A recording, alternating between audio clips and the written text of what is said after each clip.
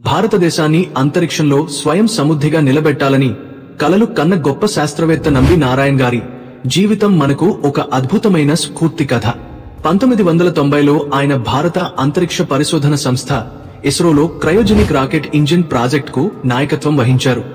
ఈ సాంకేతికత భారత్కు భారీ రాకెట్లను స్వయంగా నిర్మించుకునే శక్తిని ఇస్తుంది, చంద్రుడిపై అడుగుపెట్టే మార్గాన్ని సుగమం చేస్తుంది. అయితే 1994లో కేరళ పోలీసులు ఆయనపై తప్పుడు ఆరోపణలతో అరెస్టు చేశారు.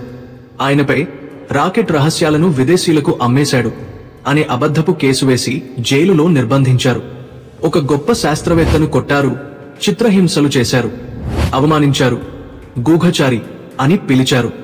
2 ఏళ్ల తర్వాత సిబిఐ దర్యాప్తులో ఆయనపై ఎటువంటి ఆధారాలు లేవని తేలింది. కేసు పూర్తిగా కల్పితం అని విడుదల చేశారు.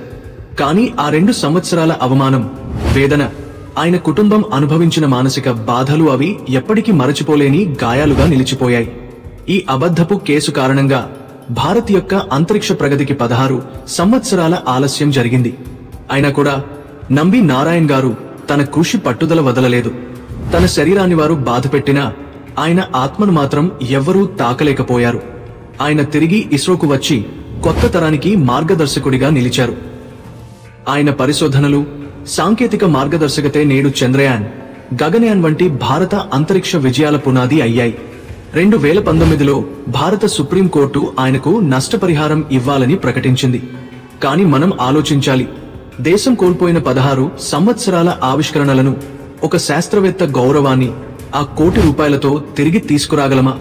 మన దేశంలో దురదృష్టవశాత్తు ఎవరో ఒకరు మంచి పని చేయడానికి ముందుకు వస్తే వారిని అడ్డుకోవడానికి 100 మంది ఎదురుగా నిలుస్తారు. ఇది మన సమాజంలోని వాస్తవ పరిస్థితి. అయినప్పటికీ నంబి నారాయణ్ గారు వెనకడుగు వేయలేదు. ఆయన దేశం కోసం, శాస్త్రం కోసం, మన గౌరవం కోసం అంకిత భావంతో సేవ చేశారు.